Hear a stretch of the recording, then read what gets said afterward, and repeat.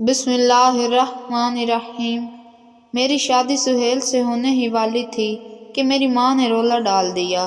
وہ شروع سے ہی اس رشتے کے خلاف تھی۔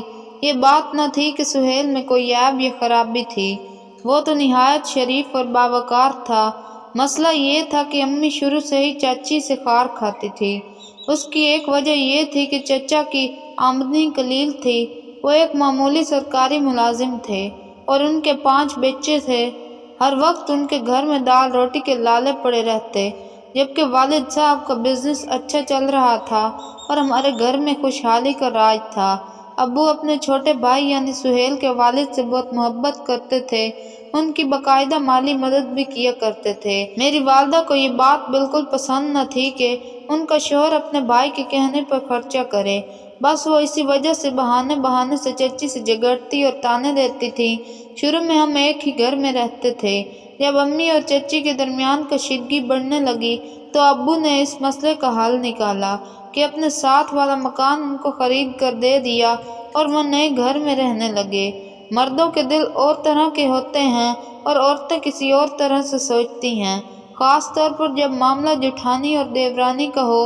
امی کو یہ دکھ بھی تھا کہ کیوں ان کے شوہر نے بھائی کو مکان خرید کر دیا ہے، حالانکہ دونوں بھائیوں نے معاملات بڑے پیار محبت سے حل کیے تھے۔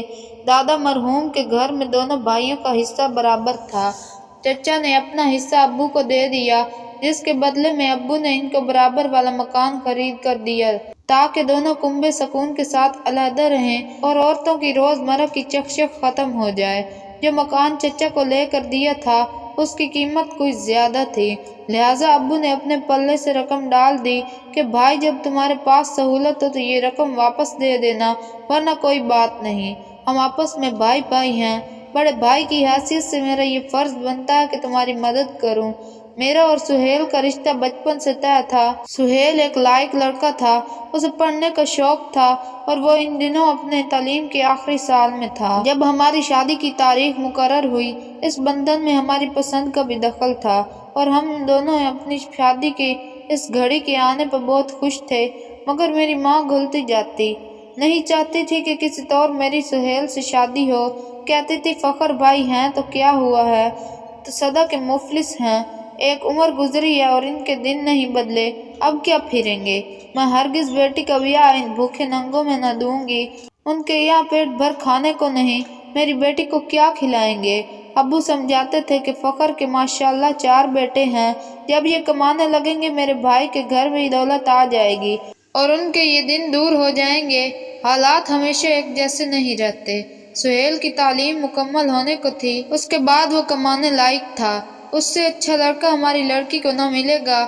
یہ بات کئی بار ابو نے امی کو سمجھائی، مگر امی کا یہی جواب تھا کہ کمانے لگا تو پہلے کنبے کا برسوں بوجھ اٹھائے گا، اپنے ماں باپ بہن بھائیوں کو پالے گا، میری لڑکی کے لیے اس کے پلے کیا بچے گا۔ غرض وہ اسی طرح کی باتیں کرتی اور اسی غم میں گھلتی رہتی۔ ابو ان کی ایسی باتوں کو خاطر میں نہ لاتے۔ امی کو معلوم تھا کہ یہ اپنی کر گزریں گے، لہٰذا انہوں نے ایک روز سوچی سمجھی اسکیم کے تحت چچی پر چوری کا الزام لگا دیا۔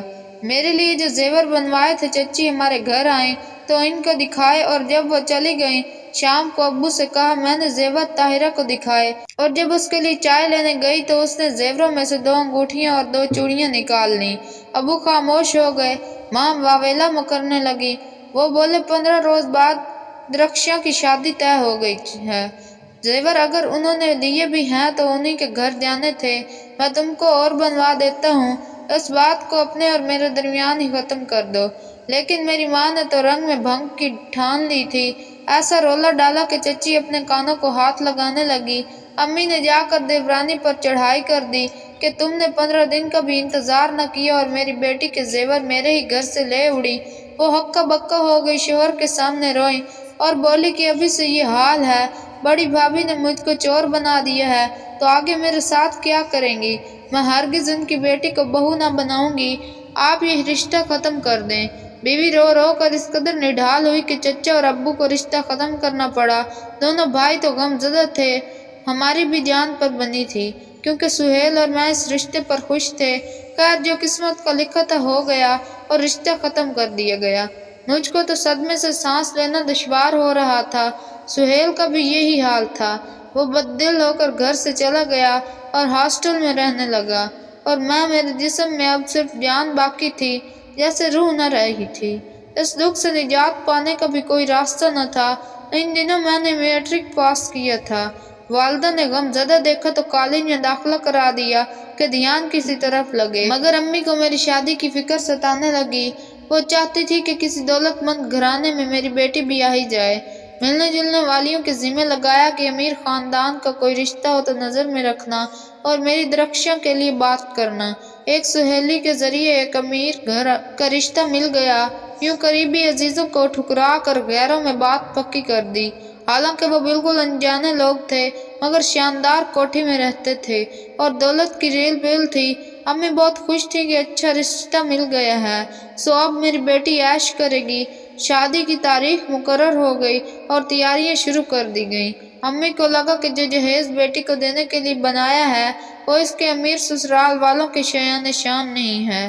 زیادہ اور قیمتی جہیز ہونا چاہیے تاکہ سسرال میں عزت اور قدر ہو۔ بھائی سے کہتی احسان بیٹا دیکھو کس چیز کی کمی نہ رہ جائے، لیکن جس قدر وہ جہیز بناتے جاتے تھے ان کے مطالبات بڑھتے جاتے تھے۔ سب گھر والے ایک دوسرے کا منہ دیکھ رہے تھے۔ آخر امی نے میری ہونے والی ساس سے جا کر بات کی کہ ابھی بھی اگر جہیز کم ہے تو وہاں سے جا کر بیٹے کو بیاہ لاؤ جہاں اس سے زیادہ جہیز کی امید ہو۔ ان کو اس جواب کی توقع نہ تھی، سٹپٹا گئے، غصہ کر گئے۔ ساس صاحبہ نے کہا نہیں، ہمیں اور جہیز نہیں چاہیے، ہم کو تو صرف لڑکی چاہیے۔ اس پر بھی میرے گھر والوں نے دل کھول کر جہیز دیا تھا کہ ایسا نہ ہو کہ کس چیز کی کمی ہماری بیٹی کا گھر اجاڑ دے۔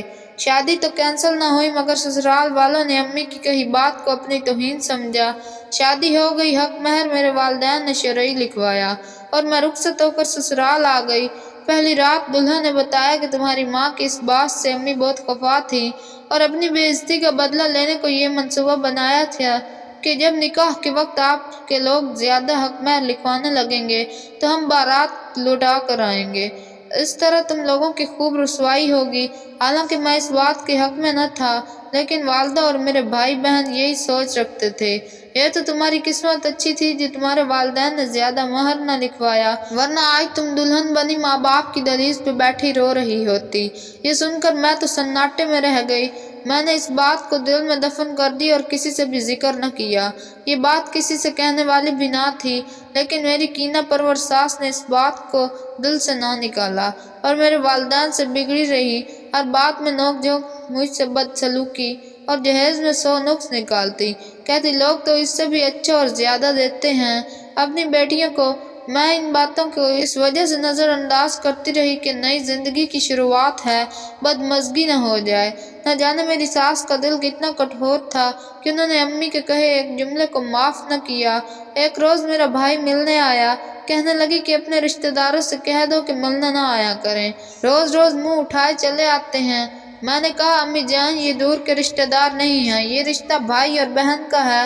بولی مجھے کیا خبر بھائی ہے یہ کہ کوئی اور بھائی بن کر آ جاتا ہے۔ میں کانوں پر ہاتھ رکھ لیے اور میرا بھائی غصے سے لال ہو گیا۔ بھلا سگی بہن کے بارے بھائی ایسی بات برداشت کر سکتا ہے؟ وہ بھی میری ساس کے سامنے اکڑ گیا، غصے سے بولا میں اپنی بہن کو لینے آیا ہوں اور ابھی لے کر ہی جاؤں گا۔ اس بات پر جھگڑا ہوا اور میں روتی ہوئی میکے چلی آئی۔ میں گھر نہ اجاڑنا چاہتی تھی، لیکن بھائی نے کہا تم بیٹھی رہو آرام سے، تمہارا میاں لینے آئے گا تو چلی جانا، ابھی ہم زندہ ہیں، ہم شرافت میں چپ ہیں اور یہ لالچی لوگ دولت کے غرور میں ہم کو گرا پڑا سمجھ رہے ہیں۔ اپنی قدر و قیمت انسان کو خود کرانی پڑتی ہے۔ یوں بات بڑھ گئی اور نوبت طلاق تک پہنچ گئی۔ یہ بدنامی کا داغ میری قسمت میں تھا سو لگ گیا، حالانکہ میں ایسا نہ چاہتی تھی۔ اب امی ابو کو دن رات میرا غم کھانے لگا۔ ماں مجھ کو دیکھ کر آہیں بھرتی، حالانکہ اس طلاق میں تو میرا تو کوئی قصور نہ تھا، پھر بھی امی ابو کو دکھی دیکھ کر میں خود کو مجرم سمجھتی تھی۔ ایک ملنے والی خاتون رشتہ لائیں، مگر مجھے شادی سے نفرت ہو گئی تھی، انکار کر دیا۔ وہ عورت سمجھانے لگی بیٹی سبھی لوگ ایک سے نہیں ہوتے، یہ لڑکا اچھا ہے، اکیلا ہے، ماں باپ نہیں ہے، ایک منہ بولا بھائی ہے، اسی کے پاس رہتا ہے، اپنا گھر بسانا چاہتا ہے، ایک بار سوچ لو۔ امی سے بھی کہا کہ ایک دفعہ مل تو لو۔ خاتون کے اصرار پر امی ملی۔ لڑکے کی شکل بھولی بھالی تھی اور میڈیکل کا طالب علم تھا۔ میری ماں کو امی امی کہتے نہ تھکتا۔ امی سیدھی سادھی اس کی باتوں میں آ گئی اور یہ لڑکا ان کو پسند آ گیا۔ بھائی ناراض تھے کہ ایسے سے رشتہ مت کرو جس کے ماں باپ کا پتہ نہیں، مگر ماں کہتی تھی کہ ہاں کر دو۔ امی نے اسے میرے متعلقہ ہونے کے بارے میں بتا دیا۔ اس نے کہا کہ امی جان یہ تو ولیوں کی بیٹیوں کے ساتھ ہوا ہے، ہم کیا چیز ہیں؟ غرض امی کی انہوں نے اس قدر چاپلوسی کی کہ انہوں نے ہر ایک سے سن کر بھی سبھی کو راضی کر کے میرا نکاح اس کے ساتھ کر دیا۔ ان کا نام نوید تھا۔ میری امی کو باور کرایا کہ ابھی حالات ضرور مشکل ہیں، کوئی مجھے سپورٹ کرنے والا بھی نہیں، ٹیوشن پڑھاتا ہوں تو تعلیمی اخراجات بھرتا ہوں، لیکن انشاءاللہ جلد میری قسمت بدلے گی، ڈاکٹر بن جاؤں گا تو سب دکھ دور ہو جائیں گے۔ امی نے سوچا امیروں کو دیکھ لیا، کوئی بات نہیں کہ لڑکا غریب ہے محنتی تو ہے، مستقبل اچھا ہوگا، اسی کو آسرا دے دوں۔ شادی کا خرچہ بھی دیا، نکاح کے کپڑے بھی خود خرید دیے، مکان کرائے پر لے دیا، سامان بھی سیٹ کر دیا کہ جب تک لڑکا کماؤ ہو جائے میری بیٹی تکلیف میں نہ رہے۔ گویا نئی سرے سے جہیز بنایا، اسے ایک پائی بھی خرچ نہ کرنا پڑی۔ امی سے کہتے تھے میں کتنا خوش نصیب ہوں کہ اتنی اچھی لڑکی مجھے مل گئی ہے، اور بنا بنایا گھر بھی۔ مجھے سہارا چاہیے تھا، ماں کا پیار چاہیے تھا۔ امی سوچتی تھی کہ میرے متعلقہ بیٹی کو کنوارا لڑکا مل گیا ہے اور یہ اجڑی ہوئی بس گئی ہے۔ یہ نہ سوچا کہ اجڑی ہوئی کو زیادہ اجاڑنے کا سامان ہو گیا ہے۔ پہلے بڑی چاہت نوید نے دکھائی۔ میں نے بھی سوچا چلو اچھا ہے، کچھ نہ صحیح محبت تو ملی، محبت رہی تو سبھی کچھ مل جائے گا۔ شروع دنوں میں لحاظ تھا، یہ جو فرمائش کرتے امی پورا کر دیتی۔ میرا آخری تعلیمی سال ہے، بس کشتی کنارے لگنے کو ہے، پھر جو کماؤں گا سبھی درخشاں کا ہوگا۔ امی بیچاری نے ساری جمع پونجی نوید کی پڑھائی پر لگا دی۔ نوید نے بہت سے دوستوں سے قرضے لیے ہوئے تھے، وہ بھی میری ماں نے ادا کر دیے تاکہ قرض خواہ اس کو تنگ نہ کریں اور یہ سکون سے پڑھ سکے۔ تعلیم مکمل ہو گئی تو ہاؤس جاب شروع ہو گئی۔ تب بھی مجھے اپنے بھائیوں کے سامنے ہاتھ پھیلانے پڑتے، ان کی خاطر میں نے اپنا زیور تک فروخت کر دیا کہ آج نہیں تو کل ہی اسپیشلسٹ ڈاکٹر بن جائیں گے۔ ان کے اخراجات بڑھتے گئے، آئے دن کوئی نہ کوئی بھاری خرچہ نکل آتا تھا، منہ لپیٹ کر بڑھ جاتے۔ میں سمجھاتی تو کہتے کہ اور کس سے مانگوں، تمہارے سوا کون ہے میرا؟ انہوں نے مجھے بے غیرت بنا دیا۔ ماں باپ بھائی کے بعد اب رشتہ داروں سے بھی قرض مانگنے لگی۔ اللہ اللہ کر کے تعلیم مکمل کر لی اور ڈاکٹر بن گئے۔ میں نے مانا کہ میرے دکھوں کے دن تمام ہوئے، اب سکھ کی گھڑیاں آئیں گی۔ کیا جانتی تھی کہ انہوں نے تو مجھے صرف اپنی کامیابی کے لیے استعمال کیا ہے۔ ڈاکٹر بنتے ہی پہلے دل اور پھر چہرہ بدل دیا۔ اب تو بات بھی رخ سے نہ کرتے، کوئی بھی بات منہ سے اچھی نہ نکالتے، کبھی طلاق یافتہ ہونے کے طعنے اور کبھی یہ کہ مجھ سے شادی کرنے کی تمہاری مرضی نہ تھی، تم کو تو اپنے پہلے خاوند کی یاد ستاتی تھی، لگتا ہے ابھی تک تمہارے دل میں اسی کا خیال ہے۔ میں نے سنا ہے کہ تمہارے بھائیوں نے زبردستی تم کو طلاق دلوائی تھی، ڈر ہے کہ کہیں تم سابقہ شوہر سے چھپ چھپ کر نہ ملتی ہو۔ میرے ہر ایک رشتہ دار سے پوچھتے کہ پرانی بات کیسے ختم ہوئی، کبھی کہتے کہ اس سے ملواؤ، دیکھنا چاہتا ہوں وہ کیسا ہے، جانے نوید کی غیرت یہ کیسے گوارا کرتی تھی۔ میں تو یہ باتیں سن کر رونے بیٹھ جاتی، ہاتھ جوڑتی کہ وہ میری قسمت میں تھا، جو ہو گیا، سانپ چلا گیا، اب لکیر کو نہ پیٹو۔ میں نے ان لوگوں پر لعنت بھیج دی، مگر یہ نہ مانتے۔ 2-4 دنوں بعد پھر میرے سابقہ شوہر کا تذکرہ چھیڑ دیتے، جس سے مجھے تکلیف ہوتی۔ اس تذکرے سے ہٹتے تو اور بات شروع کر دیتے، کہتے تھے کہ سنا تمہاری شادی تمہارے چچا زاد سے ہو رہی تھی، تاریخ بھی طے ہو گئی تھی، مگر نہ ہو سکی۔ کیا ہوا تھا؟ تم کو تو بہت دکھ ہوا ہوگا۔ تمہارے رشتہ دار کہتے ہیں تم لوگوں کی بچپن کی منگنی تھی، اگر تم کو سہیل پسند تھا تو اس سے کیوں نہ کر لی تم نے شادی؟ وہ تو ابھی تک کنوارا ہے، تم سے شادی نہ ہو سکنے کے غم میں۔ اچھا ماں نے نہ ہونے دی ہوگی، مجھ سے جو کرانی تھی، ایک ڈاکٹر سے، ڈاکٹر داماد چاہتی تھی وہ۔ اب بھی اگر چاہو تو میں تمہاری خوشی پوری کر سکتا ہوں، تمہارے راستے سے ہٹ جاتا ہوں، تمہارے بہت احسانات ہیں مجھ پر، مجھے ڈاکٹر بنایا ہے تو کیا میں اس احسانات کے بدلے تمہارے دل کی خواہش پوری نہیں کر سکتا؟ نوید کی یہ باتیں مجھ کو بہت زخمی کرتی تھیں، اندر ہی اندر گھائل کرتی۔ یقین نہ آتا کہ واقعی یہ شخص ایک ڈاکٹر ہے، کیا ایسی گھٹیا سوچ کا انسان بھی ڈاکٹر ہو سکتا ہے؟ میں چکرا جاتی تھی۔